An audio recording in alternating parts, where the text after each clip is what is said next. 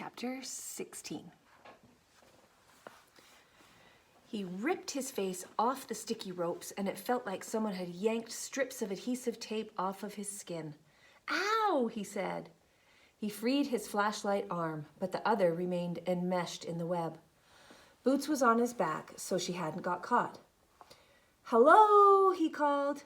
"Is anyone there? Hello?" He shone the flashlight around, but all he could see was web. "I am Gregor the Overlander. I come in peace," he said. "I come in peace." Where did he get that? Probably from some old movie. "Anybody home?" He felt a light tugging on his sandals and looked down. A huge spider was wrapping his feet together with a steady stream of silk. "Hey!" yelled Gregor, trying to free his feet. But in seconds the spider had spun its way up to his knees.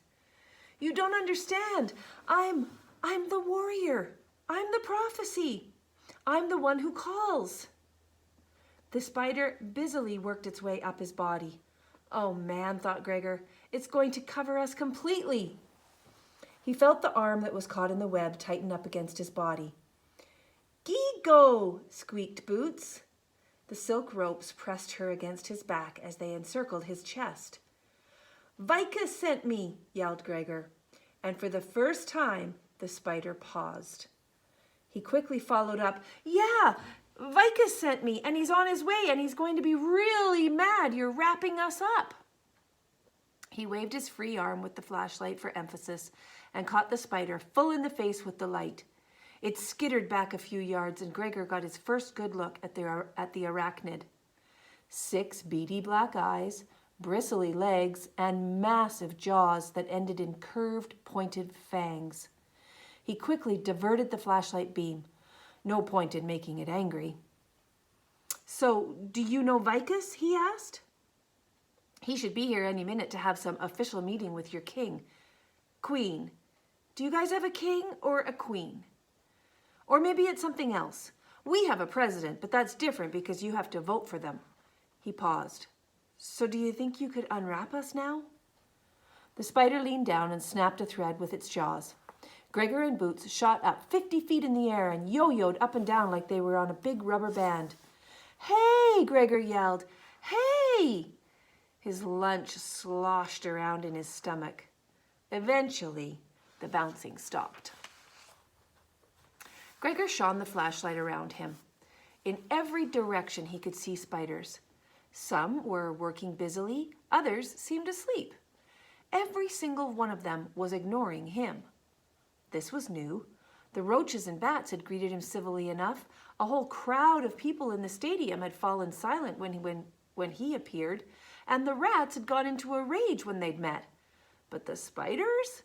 They couldn't care less. He yelled stuff at them for a while. Nice stuff, crazy stuff, annoying stuff. They didn't react.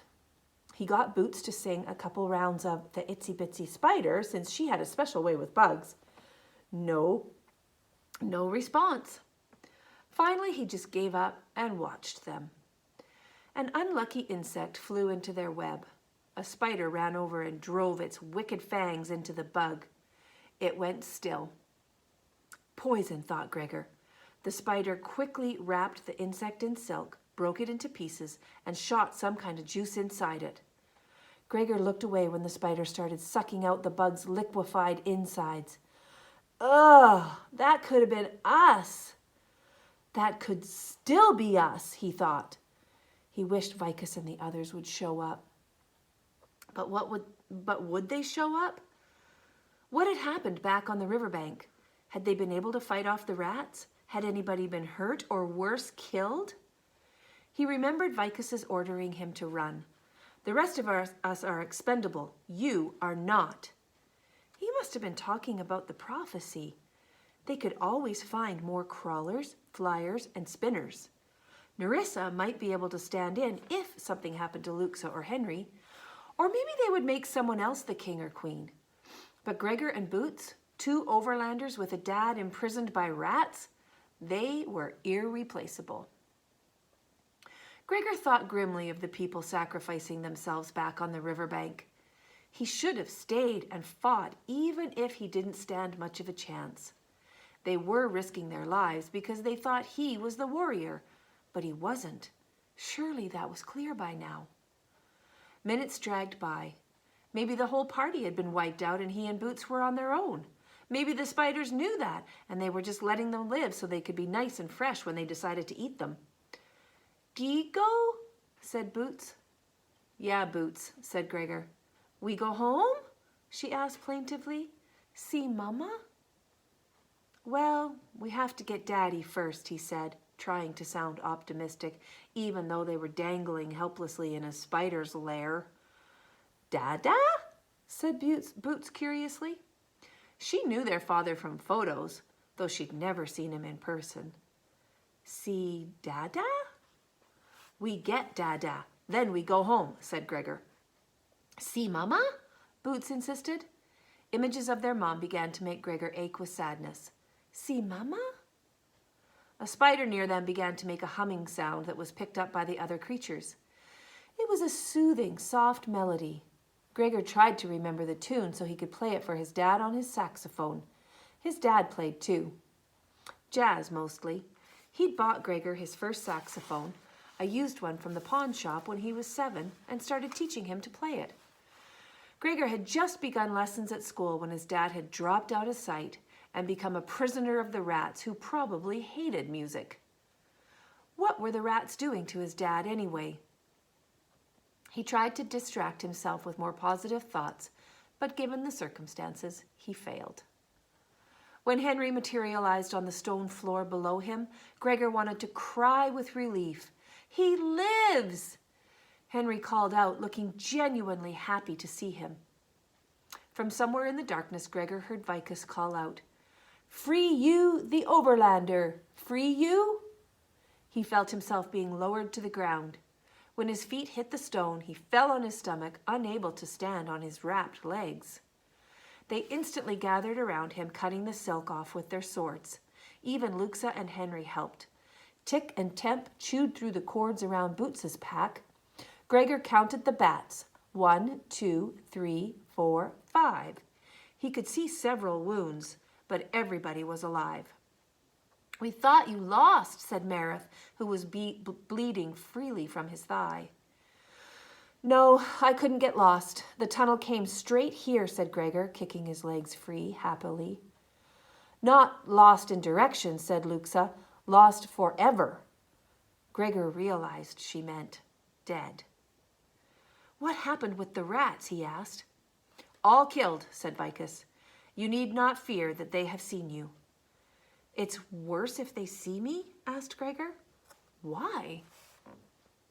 "They can smell I'm an Overlander from miles away. They know I'm here." "But only the dead ones know you resemble your father, that you are a son of the sun," said Vikas. Gregor remembered how Fanger and Shed had reacted when they'd seen his face in the torchlight. "Mark you, Shed, his shade?" They hadn't just wanted to kill him because he was an Overlander.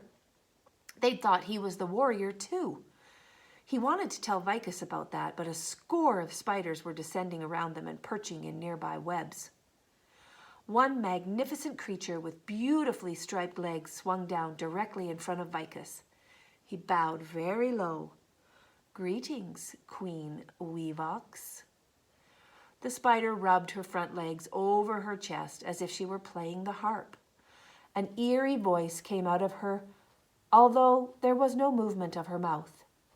"Greetings, Lord Vikas." "Meet you, Gregor the Overlander, meet you," said Vikas, indicating Gregor.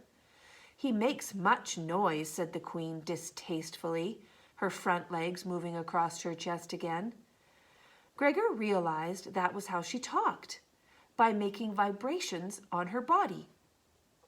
She sounded sort of like Mr. Johnson in apartment 4Q, who'd had some kind of operation and talked through a hole in his neck. Only scary. "The Overlander ways are odd," said Vikas, shooting Gregor a look that told him not to object. "Why come you?" strummed Queen Weevox. Vikas told the whole tale in 10 sentences using a soft voice. So, apparently you spoke to spiders quickly and quietly. Screaming at them endlessly had been counterproductive. The queen considered the story a moment. As it is Vikas, we will not drink. Web them. A horde of spiders surrounded them. Gregor watched a gorgeous, gauzy funnel of silk grow up around them as if by magic. It isolated the party and blocked all else from view. The spider stopped spinning when it reached 30 feet. 2 took positions as sentries at the top. It all happened in under a minute. Everyone looked at Vikas, who sighed. "You knew it would not be simple," said Solivet gently. "Yes, but I had hoped with the recent trade agreement." Vikas trailed off. "I hoped too high." "We still breathe," said Marith encouragingly. "That is no small thing with the spinners." "What's going on?" said Gregor. "Aren't they coming with us?" "No, Gregor," said Solivet. "We are their prisoners."